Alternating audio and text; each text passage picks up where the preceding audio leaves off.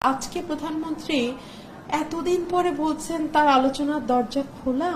আমার না এটি এখন আর কেবলমাত্র কোটা সংস্কার আন্দোলন বা কেবলমাত্র ছাত্রদের আন্দোলন বললে ভুল হবে। এটা আসলে বাংলাদেশের 16 কোটি মানুষ নেমে গেছে। আপনি দেখেন ছাত্রদের সঙ্গে অভিভাবকরা আছেন, শিক্ষকরা আছেন, ডাক্তাররা নেমে গেছেন, আইনজীবীরা নেমে গেছেন, সাংবাদিকরা নেমে গেছেন, সকলেই নেমে গেছে। এবং আজকে আমি যে গিয়েছিলাম শহীদ মিনারে, আমি সেখানে দেখলাম শ্রেণী, পেশা, ধর্ম, বর্ণ, লিঙ্গ, জাতি মানে নির্বিশেষে এটা বাংলাদেশের সকল মানুষ নেমে গেছে।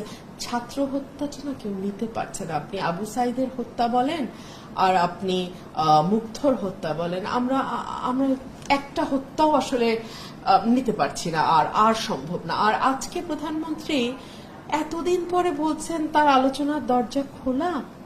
এই কথাটা কি উনি প্রথমে বলতে পারতেন না? উনি